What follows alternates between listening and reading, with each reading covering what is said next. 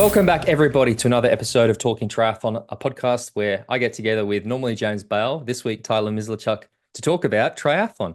As I said, my name is Tim Ford. This man here is ninth place at the Paris Olympics, three-time Olympian, just came ninth at the WTCS Grand Final in some place in Spain that I can't pronounce. It's Canadian pro triathlete Tyler Mislawchuk. Tyler, mate, how you going? Yeah, good. We just call it Pontevedra 2.0. That's close enough. How do you actually pronounce it? Torremolinos? I see I can't do it. Tormelinas. Yeah, yeah. Tormelinos. Well, Tormelinos. it was supposed to be in Malaga, but they ran into some trouble. I think just closing roads in that too big of a city. So we just called it Malaga. But I've called it Pontevedra 100 times, and it's going back. It's actually going back to Pontevedra. I think in next year, the year 2 years, Wollongong, and then Pontevedra again. Yeah, I keep forgetting it is Wollongong next year, which is cool. So for our non-Australian or professional triathlete audience, Wollongong is a city like maybe what 90 minutes south of Sydney. It's like a Yeah. beach town, and it's I've done lots of triathlons down there actually. The Wollongong triathlon was a favorite of mine, but I think every time I've done it, the course just changed every single time. But it's a great place for a race. I think it'll be a good spot for the grand final. But mate, how are you? What's happening in Tyler's world?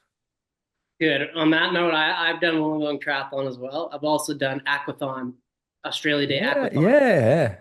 I'm quite familiar with the old Wollongong, so I might end up back there. We'll see what's happening, but yeah, I'm good. I just finished the season. I know but for those listening, I raced in Malaga, Torremolinos 2 weeks ago now, and had a good finish of the year, and was thinking about maybe extending it and going to possibly Bahrain or Indian Wells to do my first 70.3, but felt like I needed a break mentally more than physically, and so I kind of reset. And now I'm back in the great U.S. of A. and Flagstaff, Arizona, starting my 2025 campaign in 2024, as they say. I think, yeah, it's been a long year. I know that I mean, this year is different for short course athletes compared to every other year because of obviously the Olympic Games. And I think the thing I've learned now, I mean, we've worked together for what, 4 years come. So we've gone through two Olympic cycles together, or, a bit of an Olympic cycle and then this Olympic cycle. And I've got other athletes, Cade and Henry and that as well, who went to the Paris Olympics. Is it does take a real toll. Like it's not like another event where the sort of event ends and everybody just goes back to normal, like you probably do with 70.3s, maybe just standard WTCS races. But there's such a big build up, and it's not just like this thing takes years of thought, years of preparation, then the actual selection, then it's horrific, like not horrific in a bad way, but it must take such a toll on you guys. Yeah, I mean, there's two tolls, right? There's the toll of the Olympics, and then there's the toll for someone who qualifies for the first time as well. So, like, you speak of like, let's say, like Kate, that's her first Olympics. I'm sure there's a toll because there was for me at my first one of the process of qualifying is so hard, and it's a 2 year process, and you finally make the team, and that's almost like a huge relief slash like joy, and then you come up for the second one of like making the Olympics and racing at it. And so it takes a lot of steam out mentally and physically, especially like it's every 4 years, but it's also like most kids' childhood dream. It's like if someone dreamed of winning Kona and you go and win Kona, or your goal was to qualify and you qualify for Kona, and after you kind of have that week or two of feeling lost or not really sure what to do because you've just accomplished what you wanted to in the sport. And so for most athletes, I remember speaking to my Canadian teammate Charles Paquette, who came 13th at the Olympics, and I was like, you might hit you like 2 days after, might hit you 4 days, might hit you 2 weeks after, but it will hit you eventually. And talking about the grand final, and pretty much on par of it hits everyone. And I mean, you even heard, I think, anyone listened to Martin Van Riel talk before he raced T100, was he really struggled after the Olympics. And I don't know his training, but that's what he said. Mentally, physically struggled a bit to get going, and I think that's pretty normal if you set this barrier that almost seems insurmountable, and you end up going. I mean, you were at the Olympics, Tim, with me, and being there, I think you can appreciate almost more of like it is the biggest sporting event in the world, and sometimes we forget it. It's being in the triathlon world. We've got Ironman World Championship, 70.3, T100, Olympics, but this is the biggest sporting event, not just triathlon, but sporting event. And so like having your family and friends, having those huge crowds, like it takes it out of you. Mate, there's a few things to address. Firstly, you're right. Like I've been for the last few years, I think quite vocal about like I think that we maybe overemphasize the importance of the Olympics to the detriment of the sport sometimes in terms of the way that the funding works and the fact that World Triathlon has so much control. And like I went to Paris, obviously excited, but I don't think I was prepared for what it was. And like I've been to Kona, I've been to Nice, I've been to 70.3 Worlds, I've been to Supertri, I've been to T100, or yeah, I've been to T100, I've been at like the gamut of triathlon events. And the Paris Olympics is the best triathlon event I've ever been at in my life. It was so big, and I would go almost as far as to say it was the best sporting event that I've ever been to in my entire life. Like it was, and I've said I was. You could feel the emotion, mate. Like I teared up. What honest, legitimately, not blowing smoke. Seeing you guys go past put tears in my eyes. Like you can't help but like fucking oh, that's Tyler racing the goddamn Olympics. There's hundreds of thousands of people here watching. You really do. I walked away from it going, I take everything. Like the Olympics is so important and it has to be protected. This is we need to make all of our races like instead of going away from that, we need to make more of what we do like that. You're right. Like it was so big. And then the second point, what you're talking about, that drop off, like that's not a sport thing, mate. Like again, for people, I've recently got admitted as a solicitor, and that was something that I've been working towards for 10 years, and I've been Yeah. so focused on it, and it was such a big deal for me. And the down I felt after it, like I think the Monday after the ceremony on the Friday, I had like probably one of the most down days I've ever had in my life, and it was this whole like, well, here I am now. Should I give up the triathlon stuff I do? Is it time to move away? Is it time to go? I had this like crisis of self almost because I'd been so focused on this goal that took me again 10 years it took me. And then I come the other side and I'm like, now what? And so, mate, I think that that is a feeling that you don't have to be an elite athlete to understand it. It is applicable to, yes, the pursuit of your sporting goals, but so many goals in life. Like that is just a real human thing that seems to happen. And it's, yeah, so, mate, I completely understand. I mean, obviously Yeah, not I mean, completely, the but chemical side of it too, right? Like you achieving that, you have this euphoria, all these emotions, you're celebrating, and at some point you have to come down. It's yeah. kind of like you go out for beers on Friday, and even if you're not hungover on Saturday, you've gone up with this euphoria. You've got to almost bring your body clock back to normal somehow, regulate your hormones and the human body, really. Look, again, and I know we've spoken to you on the show about this before because you've been on a few times, but like, I'd love to talk about, wait, again, we're going to jump around this week, guys. That's what we do in this podcast. But, you went into the 2020 Olympic Games as, in my opinion, one of, if not the favorites after winning the test event in Tokyo, you know, well, like not, no, it was a very, very great performance. And then obviously the Olympics got postponed. Again, working with you, you were in Hawaii doing heat prep. Everything was about that race. Tear your Achilles, finish 15th. And again, talking like that was a real learning process for me because you were how you were after those Olympics was I wasn't prepared for, I suppose, that that sort of down. But coming to this Olympics, obviously it's 4 years or 3 years later. You've had we used to joke you've had so much bad luck in the like literally almost since that happened. It's just been like one thing after another thing after another thing after another thing. Get into the Olympics.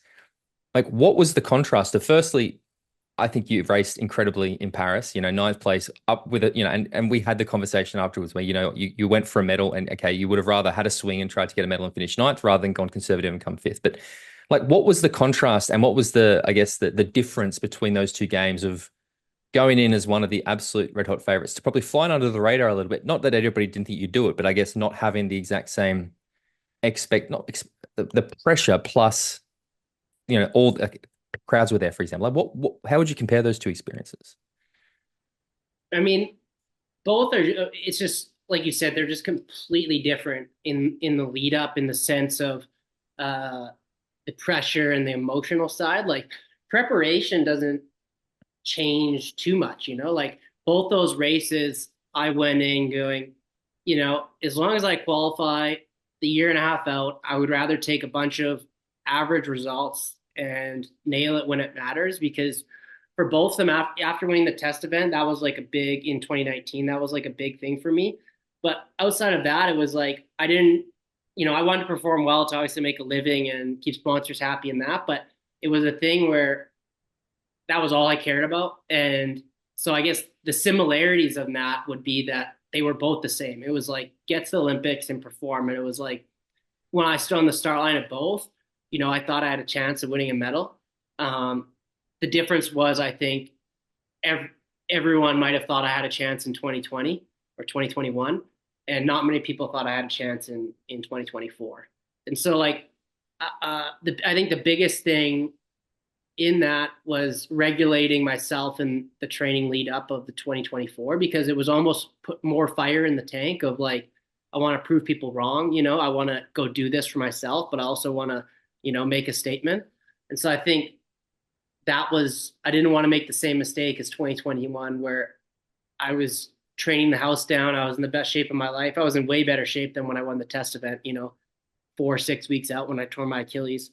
And so I think that was probably the biggest learning curve of like, okay, I wanna have a big race, but I also want to stand on the start line healthy. And obviously plans changed a bit when I got taken out in a crash in Yokohama.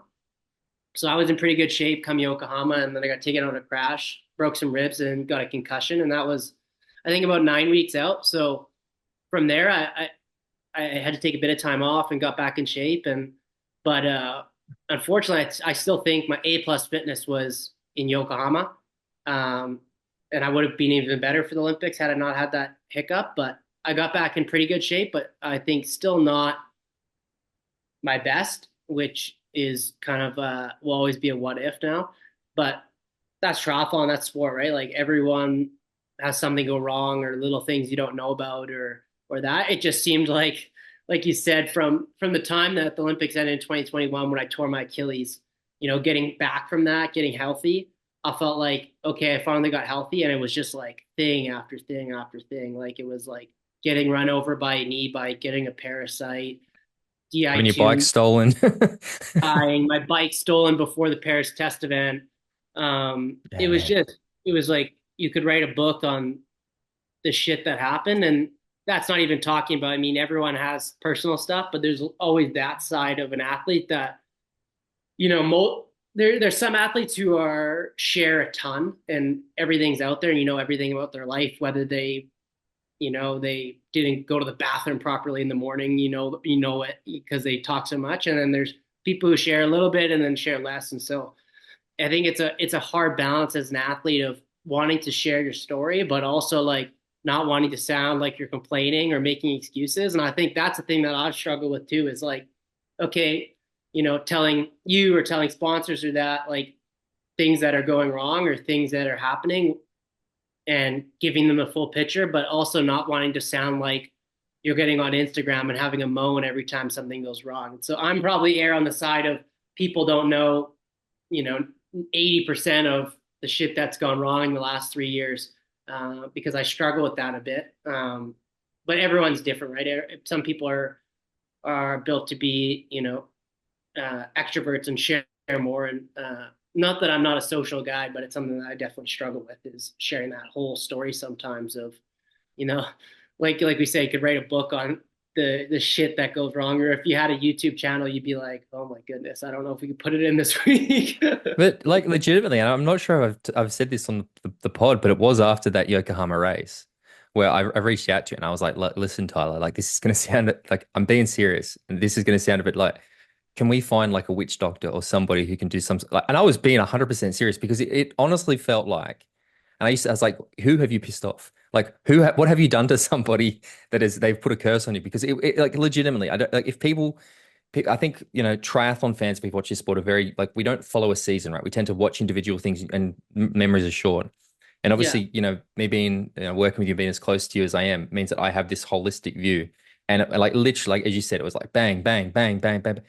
So literally, when I'm like, we need to find like this isn't normal, Tyler. This is like something's going on. And even after, like, we caught up last week, and I said because we were sort of talking about how the year's gone, and I said the big positive for me, mate, apart from some great results, is it feels, touch wood, like a lot of that bad luck seems to have left us because we've now had several races and several results where things have gone relatively smoothly. And yeah, it's wild, man. Even, Yeah, well, listening to like the quick commentary. Yeah. recap of this year, I go to Abu Dhabi, it gets canceled. I go to Yokohama, I get taken out in a crash, concussion. So that takes out Yokohama Cagliari. Then I get asked by Triathlon Canada to prove fitness, so I have to go to Holton.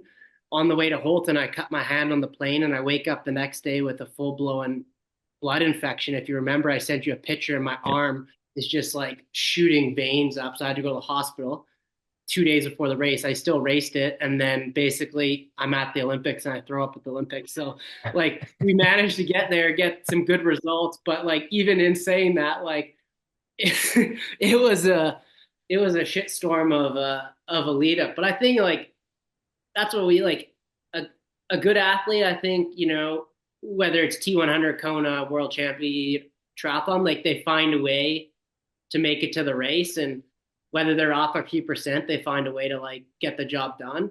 And I think that's kind of been the story of my career. Like I've had some really rough patches, but when it's mattered most, I've kind of, I've qualified, I've stepped up. And so I think that is a blessing in itself that I've at least been able to in the big moments, brush it off or put it to the side enough that I can get it done. You did mention the vomit, and I think that is a funny thing to talk about because the night after the Olympics, I did come. Me and my wife Des, we came to Canada House with you and your family and your friends, and amazing night. But it was very funny to be there and watch as everybody's phone would constantly be going nuts with, like Barstool Sports has put up something about Tyler, or Lad Bubbles put up something about Tyler, or now he's on Sports Illustrated. It was, we've joked about this a lot, but like of everything you've achieved in your sporting career, did you think the thing you'd go like viral for, like you're on shirts, man, is vomiting at the finish line of the Olympics?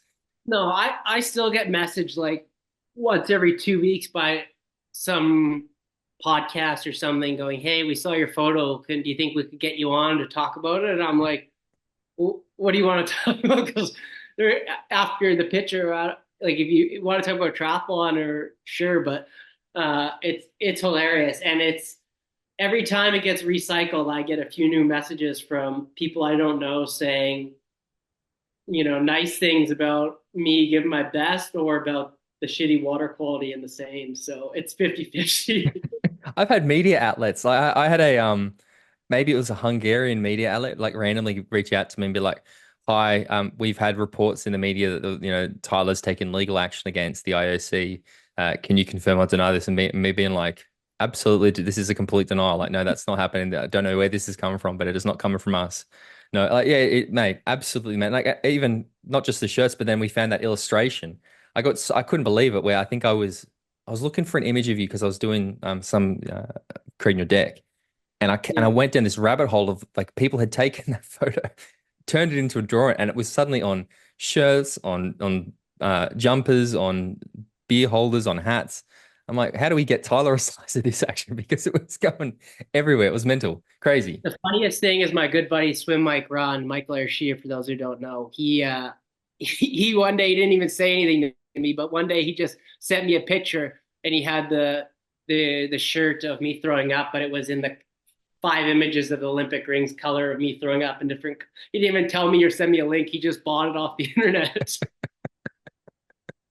No, the quality stuff after that. Like, I know I had a lot of fun even on our Instagram account of taking that image and edited in. Like I did that one where it was in the Louvre and had all the people and it was that photo of you. I had a lot of fun doing that stuff too. So no, it did. It was a relatively little bright spot that I don't think anybody really expected post the games. But let's talk about the actual race there a little bit, just because I'd love to. I mean, we've discussed it ad nauseum, but I'd really like to get, I guess, an insider's perspective on the race, like being in it, like how the dynamics were. Like, what was your experience of racing Paris like as an athlete?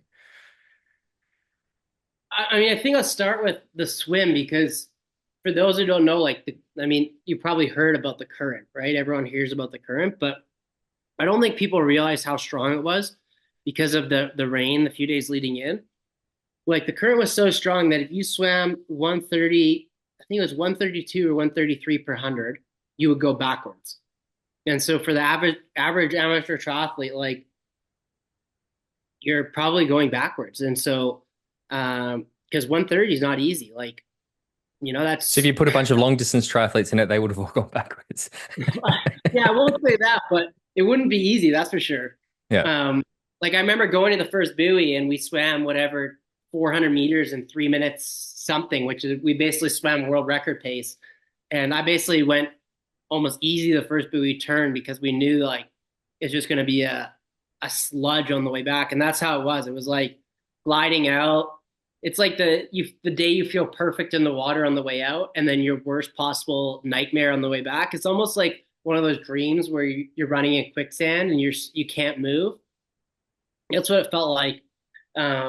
So yeah, I had a below average swim. It just in ITU a lot of times, unless you're top five guys, if you're like kind of that fifth to 15th range, there's a bigger variation of where you come out, more to do with how many times you get hit or someone pulling you or stuff like that. So I actually came out like 3, 4 seconds behind the lead pack there.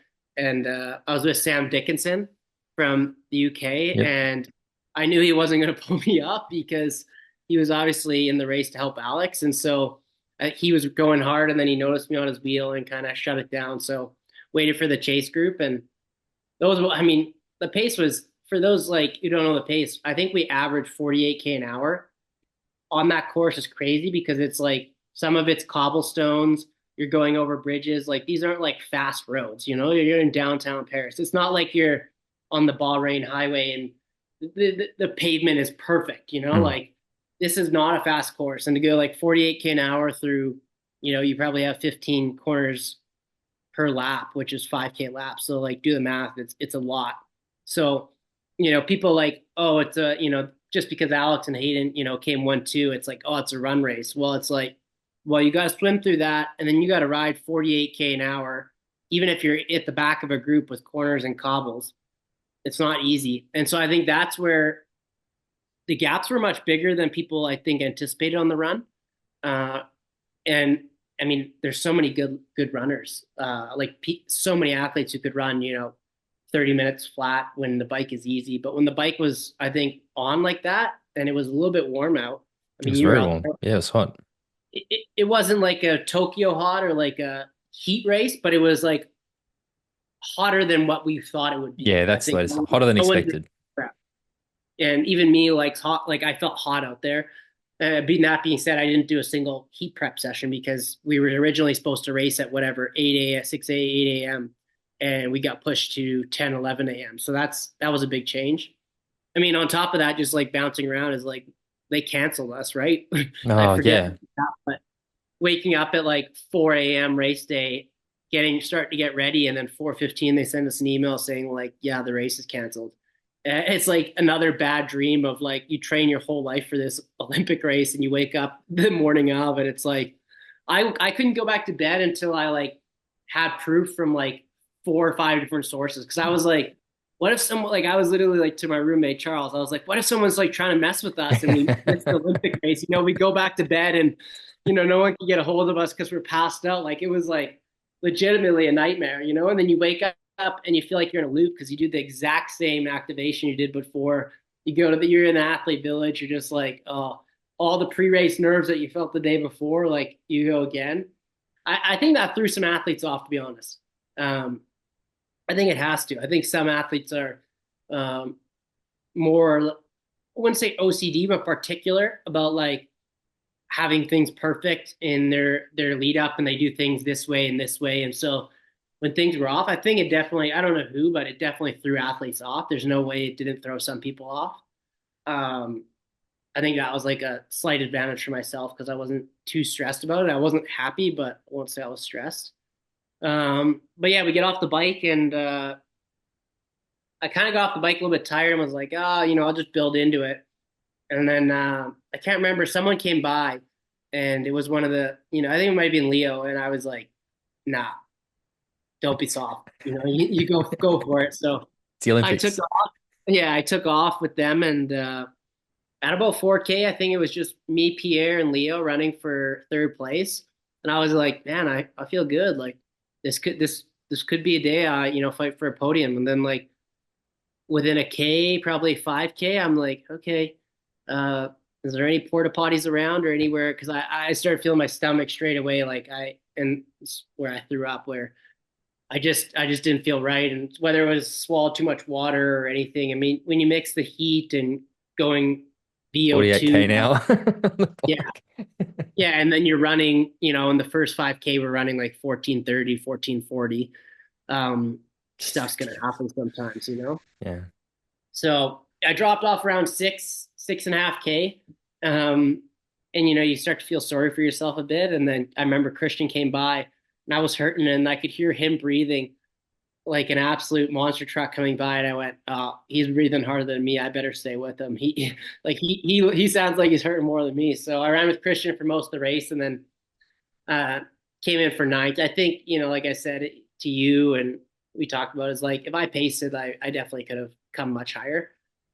Especially being like uh having the ability to go really deep. I have a extremely like high VO2 system. And so pacing is almost more critical for me where uh, it's easier for me to step over the red line than some endurance athletes as if you're super diesel, it's really hard to even go hard enough to blow up. But I just know from like training and that, it's like, if you ask me to go and do a 230K to start, 10 by a K, I could do it, but the rest of the session's not going to be very good.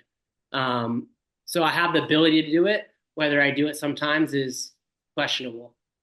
I was doing 400s on the treadmill this week. I've recently started to do my 400 intervals on the treadmill just because firstly it's quite late when I train, but I do like the fact that I can sort of run a bit faster. And this week, for whatever reason, I was able to go a lot faster than I've ever gone before. I think I started at 320 pace, and by the end of my last 400, I did at 245 pace, which for me is I don't run that fast.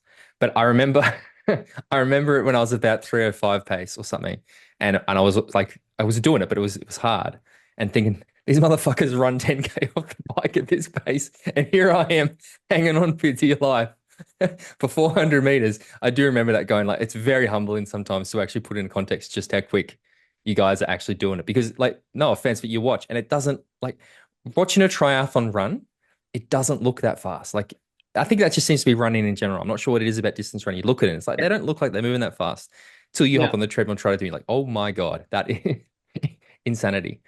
Yeah, that's always what my parents growing up, even when I started running cross country, I would always finish the races and they'd be like, "You look like you didn't even try. You think you could have gone a bit harder?" I was like, "No, I went as hard as I could." But the thing is, when the best runners, like it's like you watch a professional marathoner, it's like they don't even look like they're trying, but they could be on the absolute limit, about to blow up, but they just look like they're out there for, a little jog.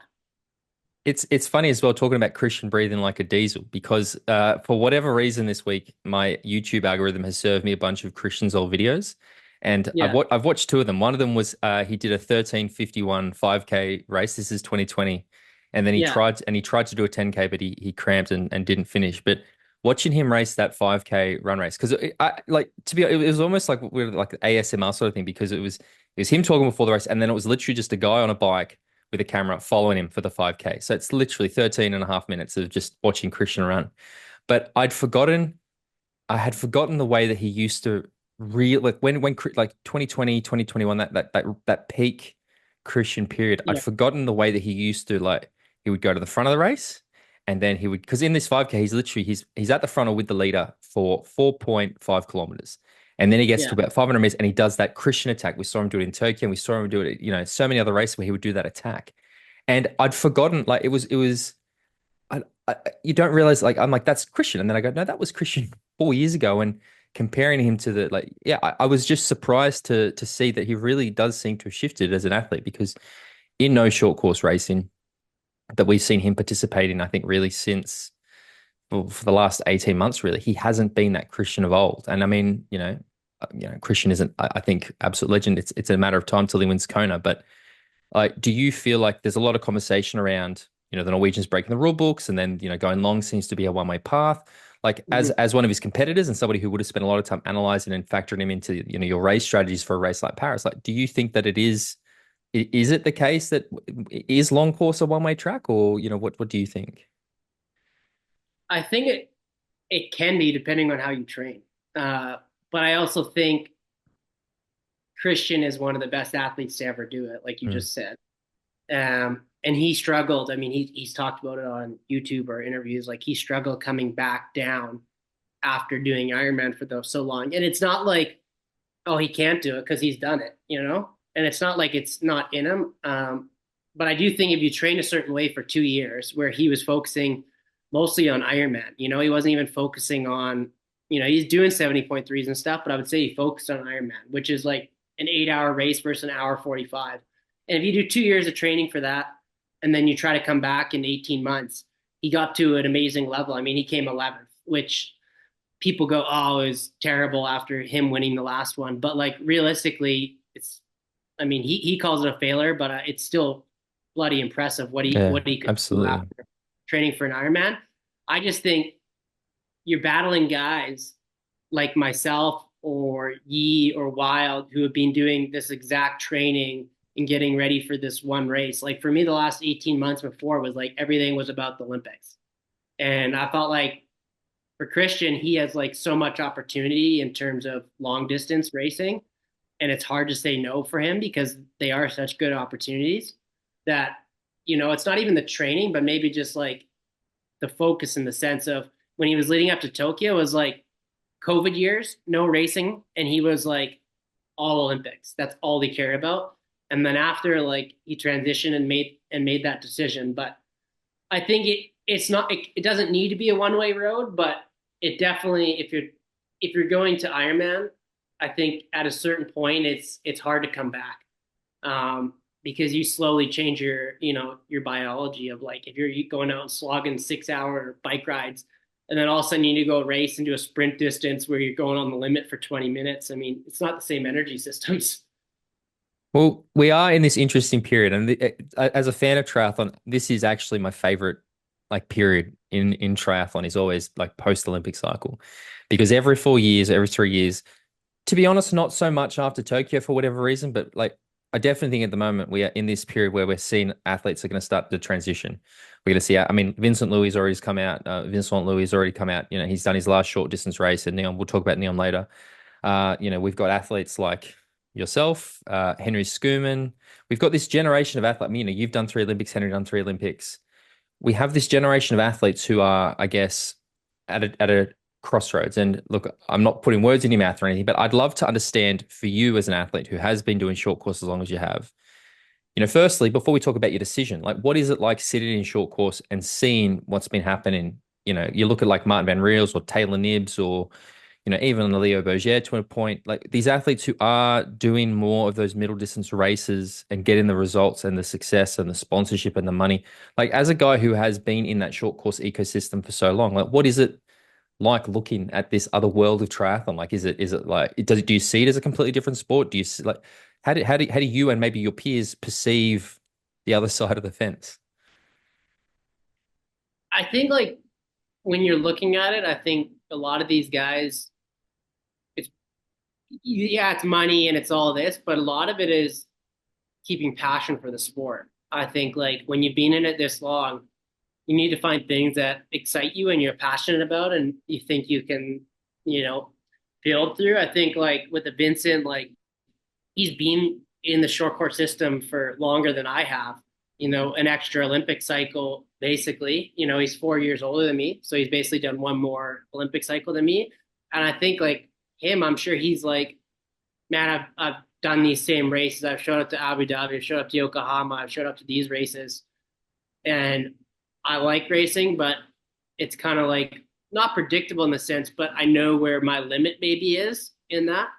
And for him or Henry or myself or Van Riel or Leo, I think like any of those guys you're talking about, it's almost like I mean, we have the numbers, but it is a new sport in the sense of like, I don't know what my limit is, and trying to find that again is almost makes it like a whole new fresh perspective of like when you first got into I2 and it was like, how far can I take this?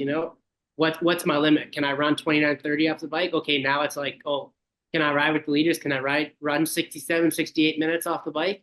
And I think it's that when you've been doing it so long, you need things that excite you.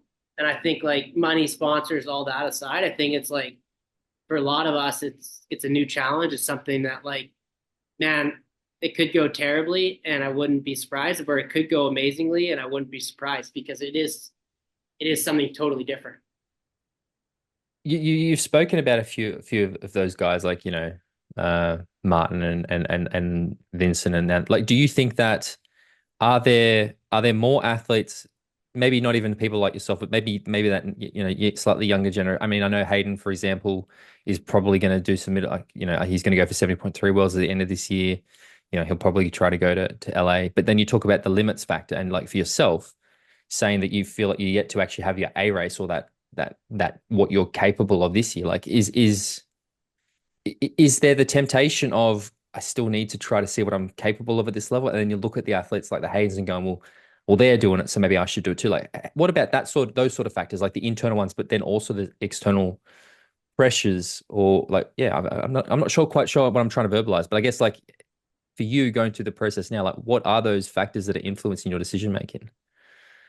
I mean, I think factors are the first one I talked about is like motivation because like no matter how much money is in the sport, whether it's pretty well known that sponsors it's more well liked in long distance than short course just because of the ecosystem that is built. But when you're talking about that, like money's nice and all that, but like no athlete is going to be able to train 30 hours a week and turn themselves inside out just for a paycheck. And so there has to be passion.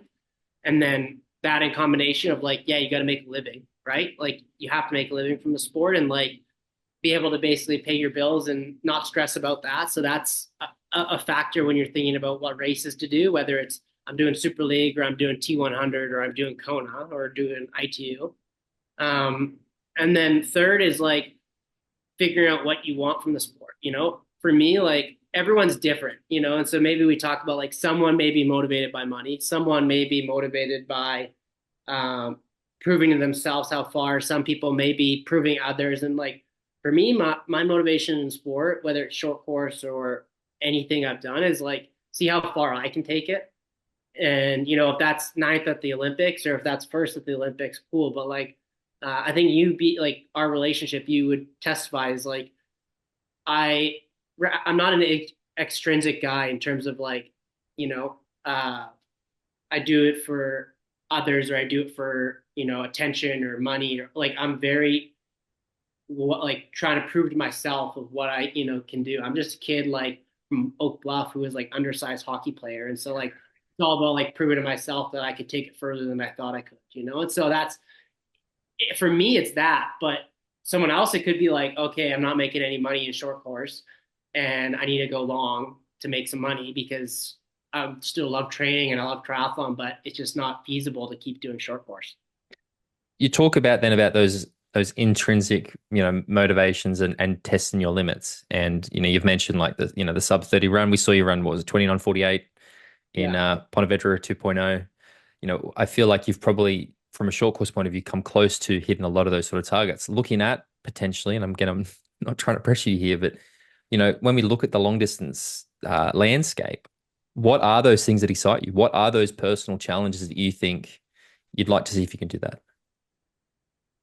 Well, I think there's the TT bike, right? Like we've talked about, it's just such an unknown. And I've Mhm. I've spent a total of as of yesterday now, like 6 rides because I rode it yesterday. So I think like seeing how far I can take that because it's an unknown. But I also think of like running a half marathon off the bike of in my mind and the numbers of what I can run. Um, how close can I get to that? Again, in like short course, I run 29:40 off the bike, and I still feel like because of circumstances, I haven't reached my potential. And that's why I've stayed in short course so long, is like I still feel like I can run faster. And so I'm like, most people think I'm older than I am because I've been in the sport so long, but I'm 30, right? Yeah. Like a lot of the guys, even in Kona, are late 30s, that are racing really well. And so I've been in the short course world so long that I feel maybe older than I am because people don't remember short course How without old were me you being in Rio? What was your age when you raced your first Olympics? 21, and I was the youngest guy there. Yeah. So that's why it seems like I've been around for a long time. But that being said, is like that's also what keeps me motivated for short course, same way long course. It's like, well, on paper, I know I can actually run much better off the bike than I have. But I haven't been able to, line it up fully. So that's another thing of, you know, I think based on what I'm seeing is like I can run I can be very competitive at this if I figure out the TT bike, you know? And so like that's an exciting thing for me, especially I'm like we talk about energy systems. Yeah, I'm a VO2 guy, but one of my strength is my efficiency in my running. And so it's just like efficiency of movement. And it's the same with swimming of why I can, kind of I could run at 305 or 310 for like a long time. If anyone follows me on Strava, I do like a lot of crazy sessions that way, but it's because I have the run economy. So that's kind of an exciting factor for me is like, seeing how that run economy plays over a 70-minute run rather than a, 29, 40 or 30 minutes. Well, I'm going to really throw a bit of a curveball at you then, because you talk about run economy and efficiency, and there is a shining example that has been littering my social media feeds for maybe 2, 3 weeks now. And that was a certain German athlete called Patrick Langer, who at 38 years of age just recently won the Ironman World Championships in Hawaii, when people thought it was, a lot of people had said that it was more of a swim bike, swim biker race these days, that the run wasn't as important. It was a younger athletes game where you've got so many, mid-20-year-old athletes who have gone straight to Ironman, skip short course, and are doing really, really well. Um, Watching a Patrick Langer, who I actually think is quite a similar style of athlete to you. Like, does that get you excited at all? Like, do you see that and go, oh, maybe that is something that I could, I mean, we've spoke about, you spent how long in Hawaii preparing for Tokyo? Like, Yeah, I spent more time in Hawaii than probably most of those long course guys. I spent 5 months straight on the Queen K. So, watching Kona alone, like him winning is exciting because he's more of a similar athlete to myself than, let's say like a Sam Laidlow or a Magnus who are, 15 kilos heavier than me. So it's pretty cool, but just seeing Kona in general, like I've done 230K rides on the Queen K, on a road bike, it's but soul destroying, isn't it? yeah, so I've been there and like, for me, like seeing that is pretty cool. And like, it's a side of sport that's just totally different than short course. And I think we talk about motivation, but things that could excite athletes is just something that's completely different, right? It's like the same reason like why 5K runners eventually go to a marathon, because it's a new challenge and it's something like, man, I could be garbage at this, but I could also be very good at this, and you only find out through trials and tribulations. Um, but that's why so many, it's not that they're like, oh, I can't run the 1500 or 5K anymore. It's like, well, this is just a different type of training, like volume may be this, like my volume is quite high. And so that's where the volume overall may not change, like being around 30 hours a week, but it's just kind of how it breaks up. I won't need to, if I were to go for an Ironman, I wouldn't need to swim 5, 6 days a week. It's a different race. You'd be spending a lot more time on your bike. To go, I guess, probably the complete opposite now from the long course stuff. And this was something that me and James discussed a few weeks ago when we were looking at short course, and especially post Olympics. And we were saying basically like after each Olympic Games, there's always this talk about this next athlete. Like, after Rio, there was a lot of buzz about Alex Yee, this young super runner who's, going to do amazing things. And, like Hayden Wilde coming onto the scene, at Supertri, and sort of turning the athlete that he's turned into, like even with women's sports, Cassandra, for example, I remember sitting down with Cassandra in 2019 in Singapore after the race, and after having too many beers, telling her, you're going to win a gold medal one day. I love that I was right. But I feel like, and we, again, to be honest, we had some great comments, although some people were saying they were a bit critical of us. But like yourself, I feel like there's probably not as much of a buzz at the moment about that next wave of athletes. Like, athletes like Tim Helvig and those, like Vasco Velasco, I consider them already here, like not on the Yeah. precipice of something. But who are those athletes that you think that maybe you probably have a much better view of than like somebody like myself would about? Like, who are those next athletes to get excited about you think could be winning the Olympics in Brisbane, for example? Yeah. I mean, Brisbane is a long time out. And so it's really hard to like say, because there's athletes that are racing the junior ranks that could be underperforming. Like a good example is in 2011, I raced Junior Worlds and I came 19th. Yelagines came 18th and Christian came 14th. Wow. And so it's like that was 5 years out, or 5 years out from 16, 4 years out. And would anyone have said, those guys who finished not even the top 10 of the juniors, where those three guys all went to then end up going to Rio, and then they were all medal threats in Tokyo, which would be the equivalent of us talking about Brisbane now. Yeah, yeah. So it's like so hard to say. I mean, Let's like say LA then. Elwig and those guys, they're already there. I mean, one guy that I've been watching, and like I think most people in short course, is Ricardo Batista, Hmm. who he came right behind Vasco at the Olympics. He came sixth, but he's a young guy. He struggled a bit with injuries on and off the last 2 years. But when that guy's on, that guy's a crazy talent where he can swim, bike, and run all three of them the house down. So for him, I think it's more of a health thing. I think he's just been injured on and off for the last 2 years. But I mean, when you come sixth at the Olympics, and I think he's probably 22 or 23, like he was definitely the youngest guy in the top 20 by far. So that's a name. But again, so much of it is a little bit of good luck, like health and that. But I mean, I think the guys that you're going to see at the next Olympics are already here. Like Yeah. there's no one who's going to come in the top 10 that isn't someone we know.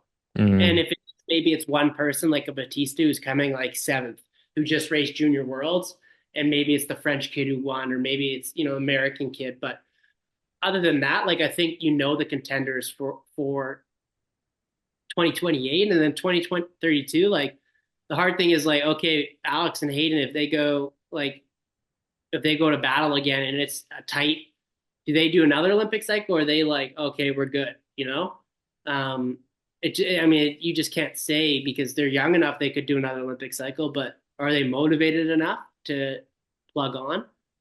Yeah. But yeah, I think right now, like if you're looking at it, and I guess he's not really an underdog if he's come sixth at the Olympics, but at the same time, I think he only has one WTS top 10, Batista, which kind of makes that result pretty crazy? I guess the big one that comes to mind for me, and again, and it probably is just because I sort of see the parallels between what he's doing now and what Alex here did when he stepped up, is Hugo Milner. He's one that I'm curious about because the bike does seem like quite a glaring weakness at the moment, but I also feel like the bike, especially in short course, is probably the easiest one to improve with. Like, what did he run at the grand final? Like 28 something ridiculous. Like, Yeah, he ran the fastest grand final time ever run. yeah, And I mean, he's running some crazy times. He's a guy that like already any race, those guys don't want to run against him. I don't want to run against him. No, why would you want to run against a guy who can run 28:40 or yeah. 20:50, whatever he ran?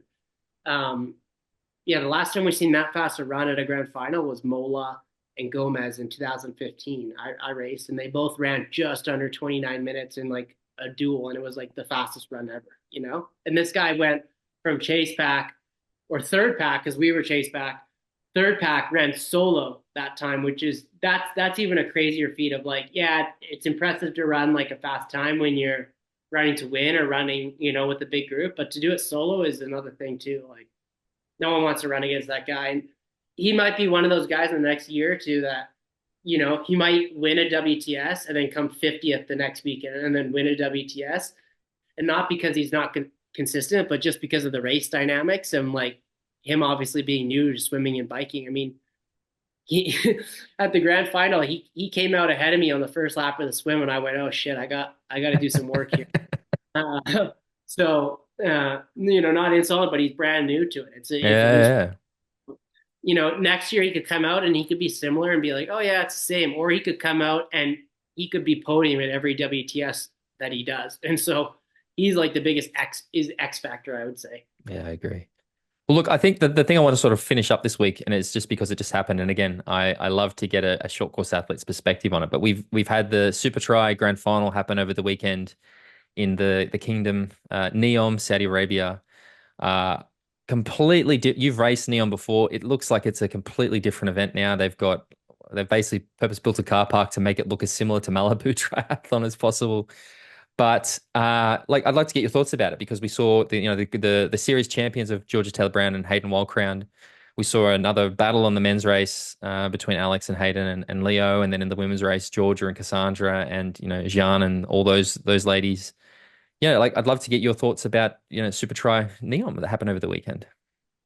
Yeah, I mean, it's completely changed from when I went there 2 years ago, right? Like we raced on gravel. Mm. Uh, for part of the race, and now it looks like they've got like this, basically paved just for the triathlon course. Um, there was quite a few crashes actually. Like Heaps. there was a few in the race, but I know the day before, just seeing some athletes post about it.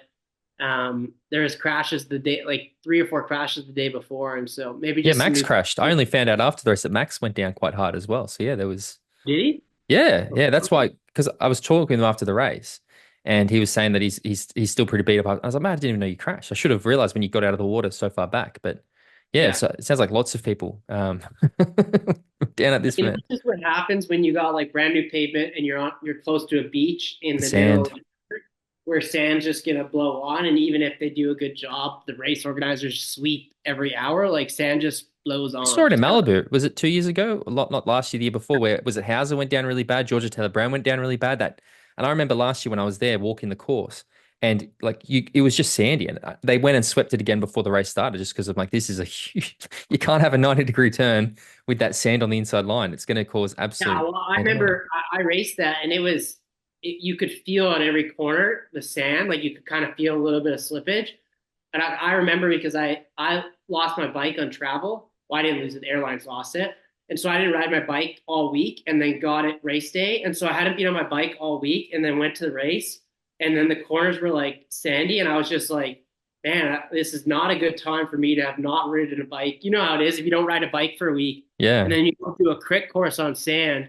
I was like, this is the worst possible. I was taking the corners like a especially once you see someone crash, that changed the dynamic of a group too. Like, Vasco goes down, everyone behind him instantly is like, okay, we got to let off the gas a bit, because as soon as someone finds that limit, everyone else kind of goes, okay, let's back off. It's like the Olympics when it was raining for the women. Like as soon as the one crash happens, that group slows down, and then whenever the next crash happens, that group slows down because it doesn't feel dangerous until someone goes down your grand group, and that's final. Look what happened in the grand final, right? Hauser went down, and yeah, suddenly that front group just put minutes into like literally what was the gap off the bike? Like nearly 2 minutes or something. It was ridiculous. yeah, which is unheard of. I mean, that gap got created because of the crash, and then I think everyone behind the crash was a bit nervous, whereas the people in front almost didn't even see it, and so they just, I mean, those are some of the best technical riders in the world too, who are on the front. So it's kind of the perfect storm for them, but. Yeah, Neom, I mean, classic battle. Like, I think it was based on who you saw on the podium. I think it was like favored the runners a bit.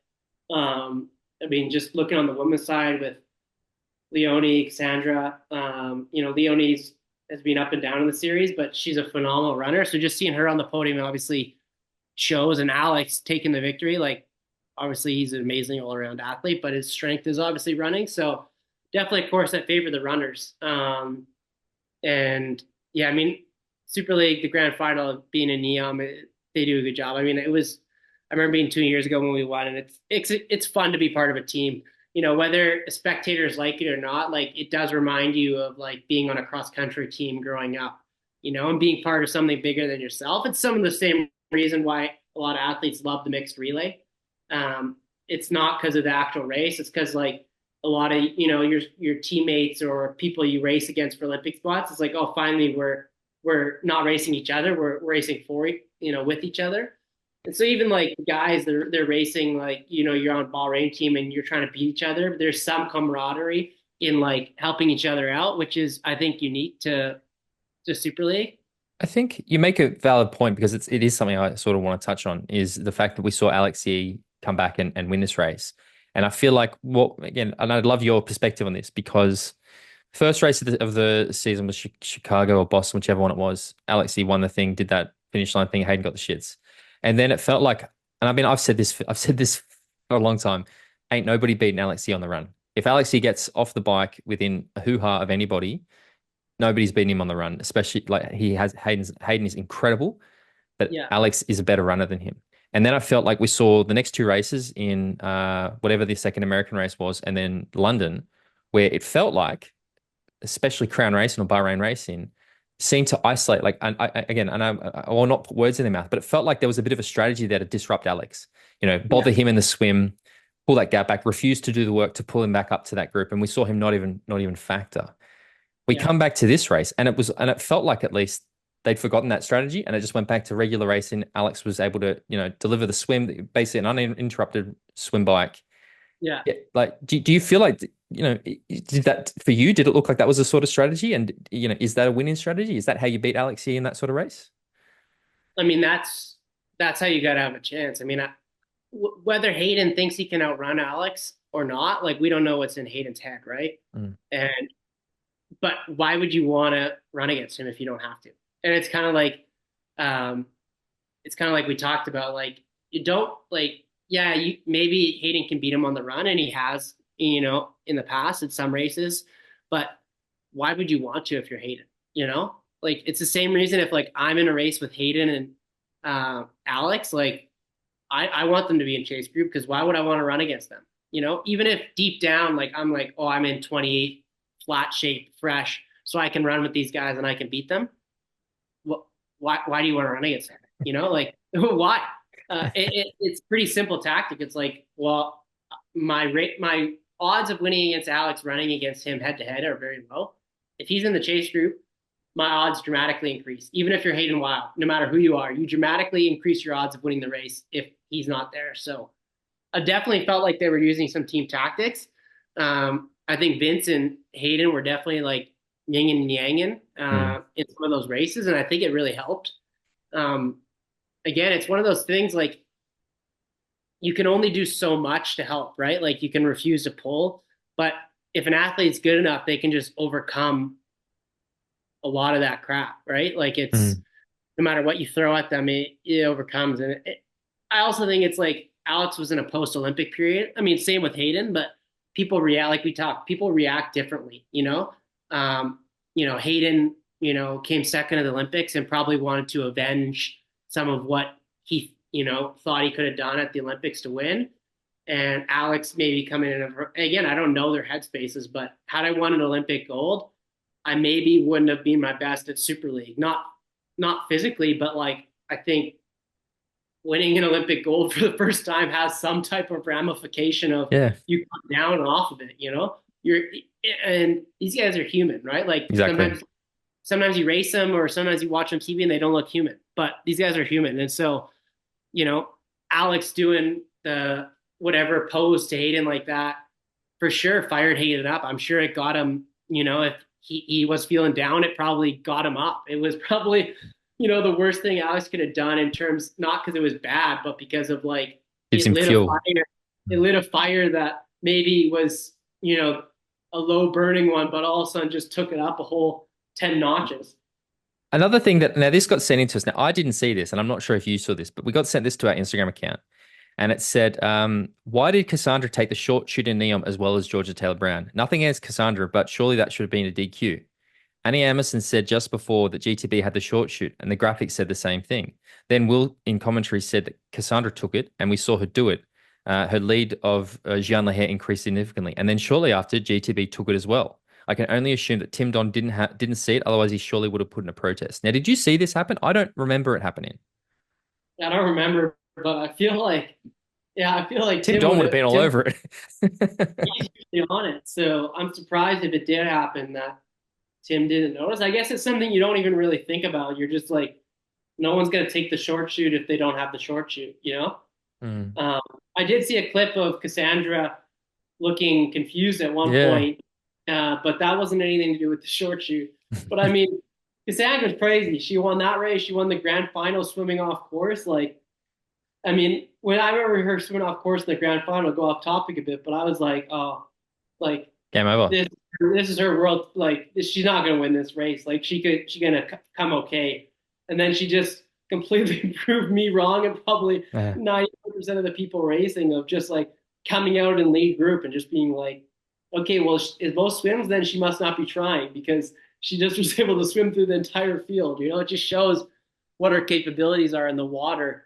Because a lot of times, like you see guys like people like Vince leads out of the water, right? But it's like, is he leading out of the water at a 9 out of 10, or is he leading out a 5 out of 10? We don't really know, because he's leading. He's in control. Yeah. No, I think it's been a great year for Cassandra. She has I guess I have seen her have I had some question marks over her consistency or mindset a little bit, especially I, I was so sure she was going to win Paris until I saw the rain on race morning thinking, oh no. Because I was in the car with Cass in Malibu last year going to the race site, went up in raining, and like I was sitting next to her and she was talking about how nervous she was about the wet roads. And I Hmm. know there's been that race in Supertri was at Munich where you were there, same thing where she crashed in the and we saw her go, terribly. So to see her not only overcome that, but then be as strong as she has been at basically every race she's done since. Like, you talk about athletes on that post-Olympic sort of thing. She has just gone from, sort of basically strength to strength for me. It's been incredible to see. Like, I'm so happy to see Cassandra have that sort of year. She's an amazing athlete. I mean, it's kind of like what everyone thought she could do for years. Mm. And she's showing such glimpses of like being. I mean, I remember her being like 18 or 19 going head to head against Gwen Jorgensen in Hamburg, and being like, it's a matter, she's going to win the Olympics in 2020. And like, we already thought then, and that was like 2016 as an 18-year-old. I can't remember her age, but just of being like, this is it. And now she's here. She is it. She's world champion, um, Olympic champion. Like, you can't ask for much more than that. No, it's incredible. Well, look, Tyler, mate, thank you so much for coming on this week. It is always good. Thank you for filling in for James. I appreciate it. If people want to find out, follow you along, ask you questions about what you're doing next, those sort of things, where do they need to go? The real Mislawchuk on Instagram. Hit me up. I'll be there. Also, guys, head to our YouTube channel. I'll encourage you to if you think that Tyler should set up a YouTube channel or something, put the comments on there. Let's get a bit of a poll going. Let us know if you want to hear more from Tyler. Yeah, our stuff, patreon.com/talking triathlon. You get the bonus shows, which we actually forgot to record, so we will do that and then come in. Not sure when, but we'll make that happen. We'll catch up with that at Talking Triathlon on Instagram. Don't bother with Twitter. We're shutting that down. YouTube. Facebook, we're not on. But yeah, patreon.com, you get the WhatsApp group, you get the Strava group, you get bonus episodes, all that stuff. Tyler, thank you so much, mate. I will be talking to you plenty, but yeah, good luck for next season and we'll be in touch. Cheers, guys.